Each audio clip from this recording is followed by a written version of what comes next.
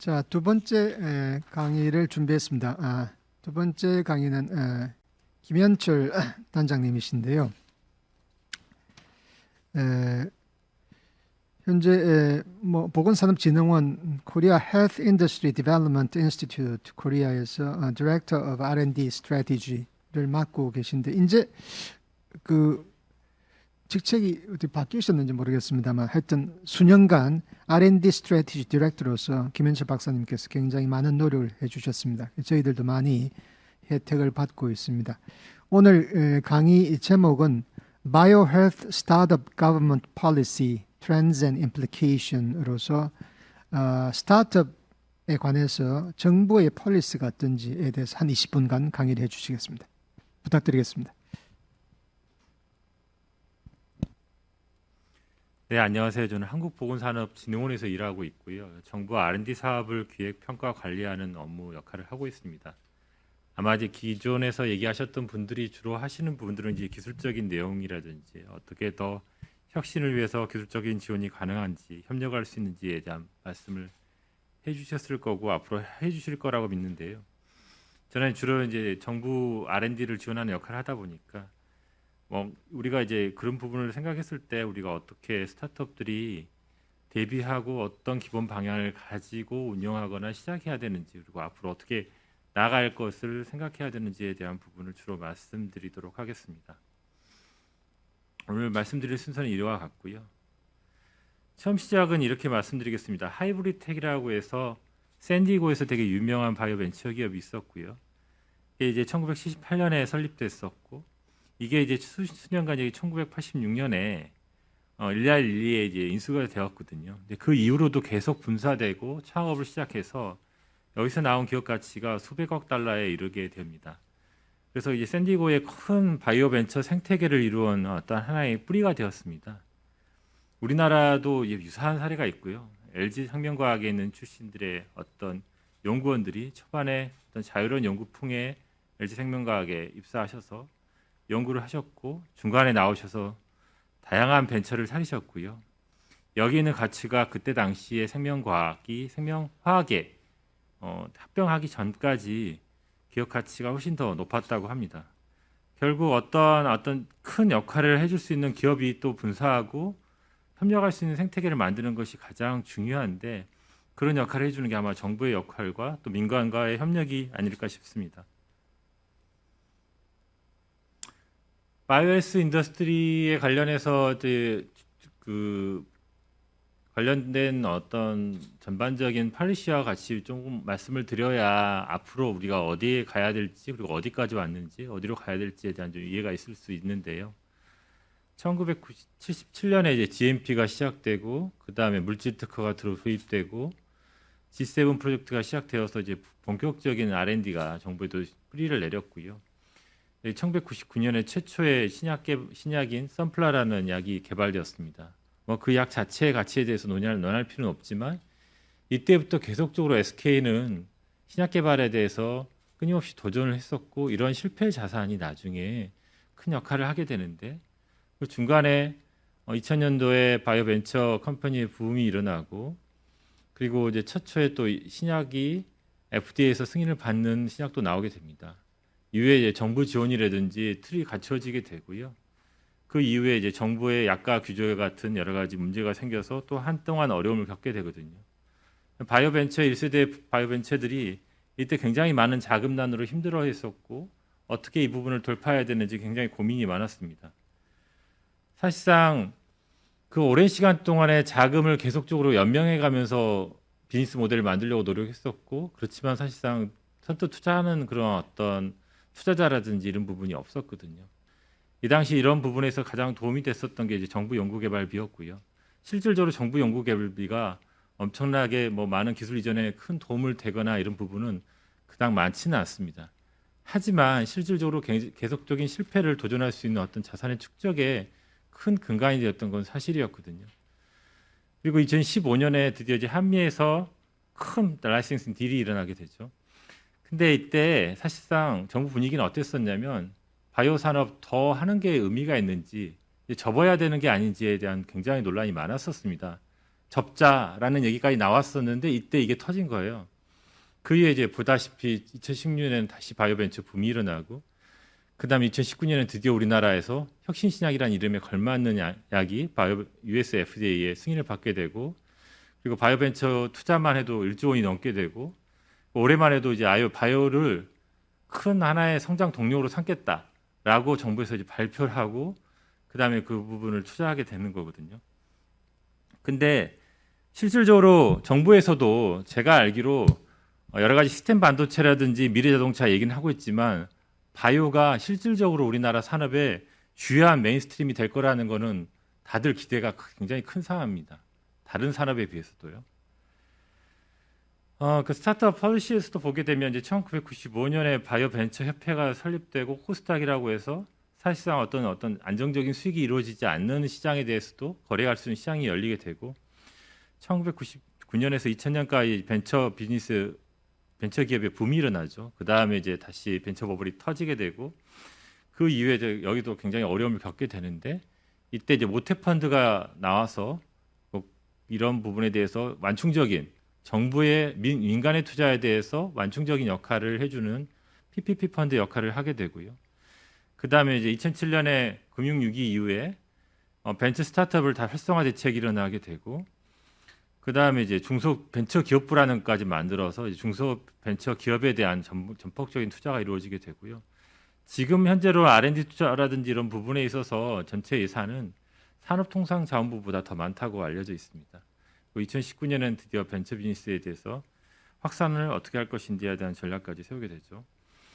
그래서 이제 바이오헬스 스타트업이 제2의 이제 베이비 붐이 일어나게 됐고요. 2016년에 일어나게 돼서 514개가 창업이 되었고 주로는 의약품이나 이제 진단 의료기기 쪽에 이루어져 있었습니다만은 그 이후로도 지속적으로 꾸준히 많은 창업들이 일어났습니다. 그러면 우리나라만 그런 현상을 겪고 있느냐? 그게 아니고 2018년에 네이처 바이오테크놀로지에서도 유사한 발표를 얘기를 한 적이 있었는데 바이오텍의 베이비 붐이 일어났다라고 얘기하고 전반적인 유동성과 투자가 늘어나면서 바이오텍의 창업이 굉장히 늘어났다고 얘기를 하고 있고요. 이건 또 중국의 미국 기업에 대한 투자도 굉장히 한 몫을 했었습니다. 그러면 우리나라도 마찬가지냐 봤을 때 우리나라의 벤처 캐피탈의 투자들을 보시게 되면 이제 넘버원 투자 영역은 바이오 의료라고 해도 과언이 아닐 정도로 많이 투자가 되었고요. 올해 시점으로 봤을 때 코로나로 인한 영향으로 인해서 일부 좀 꺾이긴 했습니다만 전체적으로 봤을 때 가장 많은 투자 영역을 가지고 있는 것이 바이오 의료 분야입니다. 그리고 이제 우리나라에서 이제 그 아까 말씀드린 것처럼 한미 약품에서 투자를 라이센싱 아웃을 해서 기폭적 역할을 했습니다. 물론 이제 그게 다 기술 수출로 이어지고 온전히 우리가 수익으로 리턴된 건 아니었습니다만 뭔가 희망이라든지 이거에 대한 방향성을 제시해 줬다는 것은 명확하고요.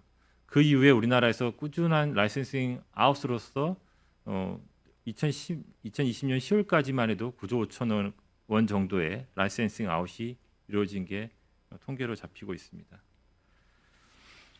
바이오헬스는 IPO에서도 가장 주목받는 분야입니다. 보시게 되면 기술 특례 상장을 통해서 지금 IPO를 한 기업들이 총 2005년부터 시작해서 2010년까지 2020년 10월 8일까지 총 100개사가 되었는데요. 그중에서 70몇 개가 정도가 바이오 분야에서 기술 특례 상장을 받았고요. 그다음에 바이오 비바이오를 통틀어서도 2조 4천억의 공모를 자금을 끌어모았는데 이 바이오가 단연 2조 원 정도로 가장 많습니다. 그리고 평균적으로 봤을 때도 비바이오에 비해서 바이오 기업들이 약 100억 원 정도의 투자를 더 많이 받고 있는 것으로 알려져 있습니다.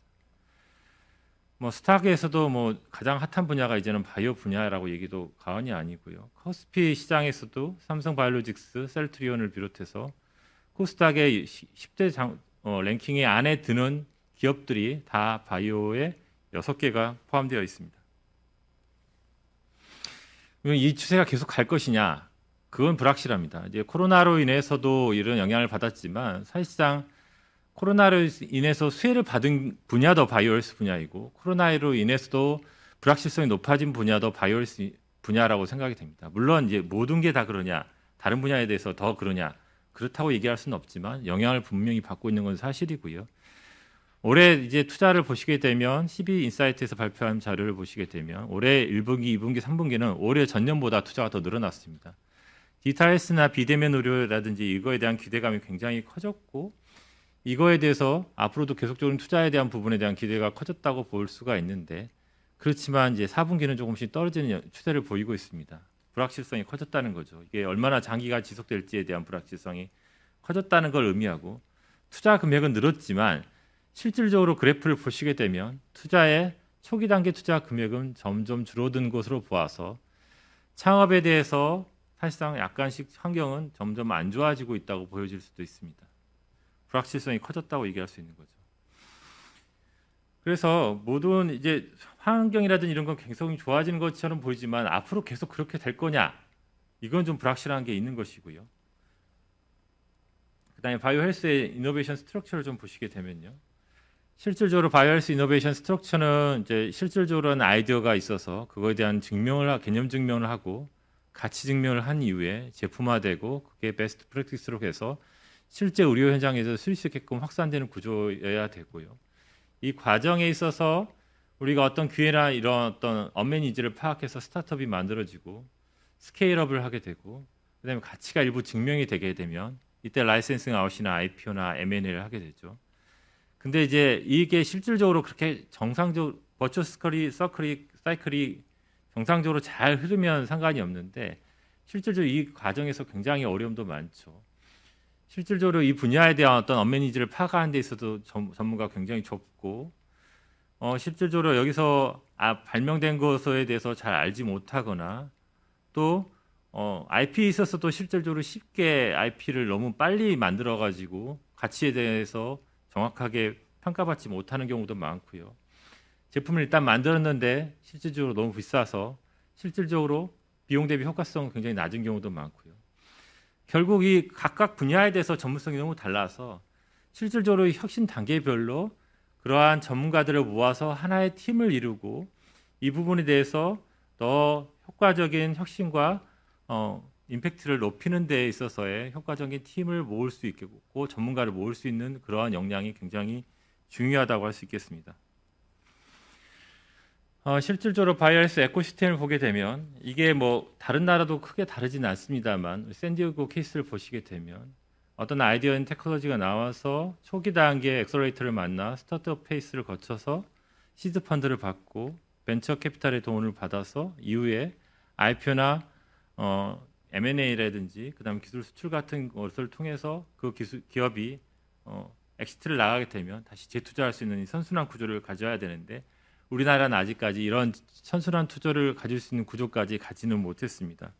무엇보다도 이런 IPO나 M&A를 IPO는 굉장히 시장이 오히려 미국보다 더 열려 있는데 M&A를 할 수 있게끔 하려고 하는 어떤 거대 기업이라든지 거대 자본에 대한 부분이 굉장히 부족하고 그다음에 굉장히 규모 있는 투자와 포트폴리오를 균형 있게 잡을 수 있는 거대 자본이 굉장히 부족하기 때문에 이 부분이 계속 바틀넥으로 작용하고 있습니다. 뭐 제가 말씀드릴 게 어떤 분야에 올해 투자가 많이 될 거다 이런 얘기는 사실상 제 이메일 주소로 보내주시거나 문의를 주시면 제가 친절히 안내를 드리겠습니다. 그 부분은 사실상 크게 중요하진 않을 것 같고요. 제가 말씀드리고자 하는 것은 작년부터 문재인 정부에서 본격적으로 얘기를 하고 있는 것은 바이오헬스 인더스트리가 우리 성장 농룡으로서 인정을 하고 과감한 투자와 플랫폼과 지원을 아끼지 않겠다라는 의지를 얘기를 했고요. 그 부분이 제일 중요하고 정부가 계속적으로 투자를 방향을 가져갈 것이냐라는 것은 굉장히 중요한 민간에 대한 사인이고요.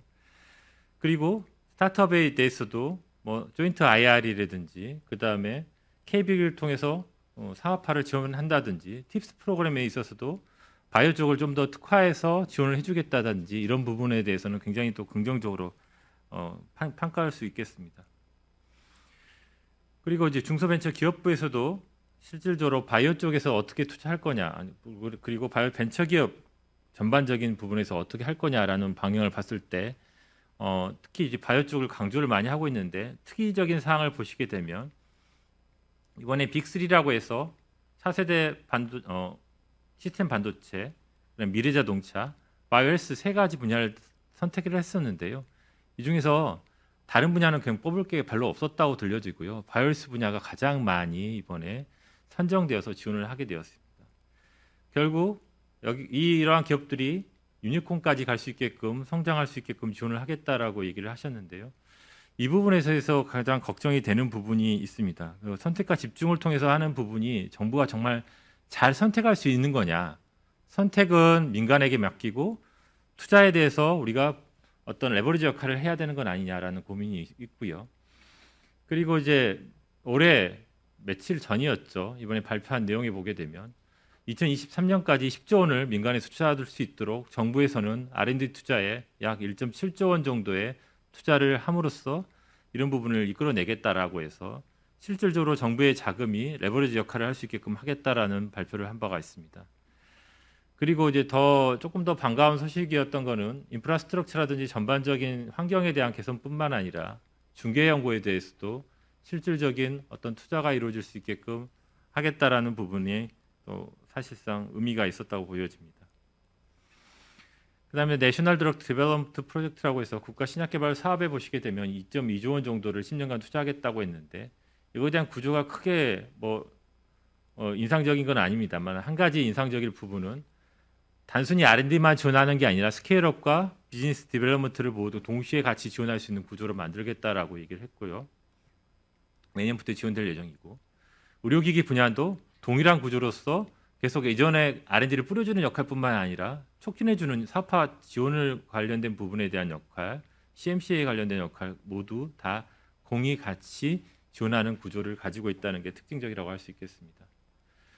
그래서 지금까지의 임플리케이션에 대해서 보시게 되면 스타트업은 굉장히 글로벌 이노베이션 시스템에서 중요한 플레이어인 건 맞는데 하나의 플레이어가 아니라 그 이상이라는 겁니다. 실질적으로 혁신의 주체이면서 아이디어를 스카우트하고 아카데미와 빅파마의 사이에 커넥트 역할을 해주는 중요한 역할을 하고 있는 게 사실이고요. 그리고 또 한 가지 또 말씀드릴 거는 아까 말씀드린 것처럼 초반에 그렇게 어려움이 있는 바이오 벤처들이 지금 굉장히 촉망받고 투자를 받고 있는데 이런 실패는 항상 같이 하는 친구이고 성공은 우연한 비지터란 말 자체가 굉장히 인상적인 내용이어서 따왔습니다만 앞으로의 나은 거는 리스크 매니지먼트가 아니라 어떻게 문제가 생기거나 이런 부분에 대해서 회복을 빨리 할 수 있느냐가 더 중요한 능력이라는 거죠. 리스크 매니지먼트라는 거는 위험을 되도록 회피하고 사실 위험하지 않은 방향으로 갈 수 있는 부분이 있는 거지 우리는 그걸 원하는 게 아니라 스타트업에서 어떻게 또 빨리 회복하고 변화할 수 있느냐가 더 중요하다는 것이고요. 그리고 초기 스테이지에서는 좋은 팀과 멘토를 만나는 게 가장 중요한 자산이고 그리고 아까까지 그 쭉 몇십 년간의 어떤 역사를 봤습니다만은 중요한 거는 변화밖에 없고 변하지 않는 사실은 변화밖에 없고 그리고 앞으로의 불확실성에 대해서도 항상 고민을 해야 된다는 부분입니다. 그래서 제가 드릴 레코멘데이션은 유니콘이 되는 게 아니라 낙타가 되어야 된다는 겁니다. 제가 하나의 사례를 말씀드리자면 하나의 바이오 벤처 기업이 2004년에 창업해서 최근 2019년에 첫 매출을 이룬 바이오 벤처 기업이 있었는데 실질적으로 그 벤처 기업은 큰 어떤 하나의 홈런을 치려고 하는 게 아니라 지속적으로 생존하면서 끊임없이 비즈니스 모델을 만들고 피보팅을 통해서 새로운 어떤 하나의 혁신 의료 제품을 만들어냈던 부분이 있었습니다. 15년이란 기간을 참았던 거죠. 결국 우리가 바라는 게 외부 투자자로부터 어떤 우리 기업이 혁신적인 기술을 가지고 있어서 우리한테 많이 투자해달라고 해서 그게 유니콘이 되는 게 바라고 있는 건지 궁극적으로 우리가 혁신적인 기술이나 가치를 시장과 의료진과 또 환자에게 제공하는 게 더 나은 어떤 가치인 건지를 명확하게 할 필요가 있고 긴 호흡으로 어떻게 살아남을 것인지를 고민해야 될 때라고 생각합니다.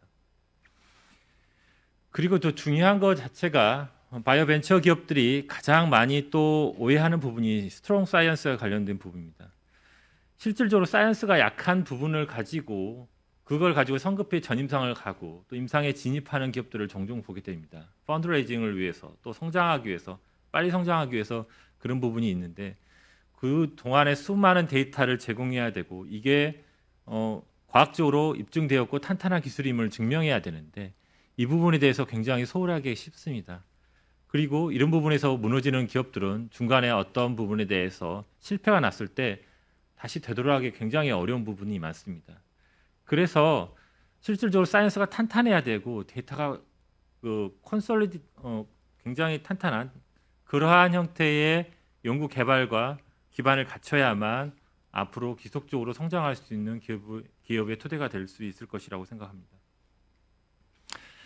그 다음에 신뢰에 관련된 부분인데요. 이 신뢰에 관련된 부분에 있어서 우리가 정당한 실패와 그 다음에 당당한 중단 자체가 중요한 건지 그 다음에 리스키한 석세스와 그러니까 위험한 성공과 그 다음에 불안정한 지속이 더 중요한 건지에 대한 고민을 할 필요가 있는데 제가 어떤 김선진 대표라는 분의 언론 기고에서 따왔는데 실질적으로 가장 무서워하는 게 투자자로부터 어떻게 우리가 평가를 받고 실제로 펀드레이징에서 주식이 폭락하거나 거기서 이제 나락으로 빠지지 않을까에 대해서 계속 두려워하기 때문에 성급히 나아가고 잘못된 실패는 계속 감추려고 하고 이런 부분이 오히려 신뢰를 잃게 하고 결국 이런 신뢰를 잃은 기업들은 다시 투자받기 굉장히 어려워지는 상황이 됩니다.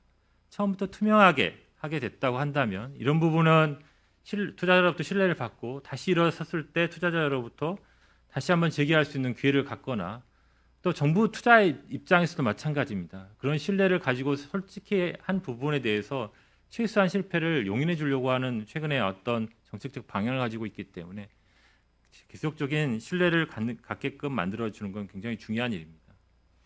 마지막으로 말씀드릴 거는 밸류-베이스드 메디슨을 지향해야 되는데 환자, 프로바이더, 페이어, 서플라이어, 소사이어티 전반에 걸쳐서 어떠한 가치를 가져갈 것인가를 최종 고를 가지고 바이오 벤처 기업, 스타트업들을 성장시키는 방향을 생각해야 될 것입니다.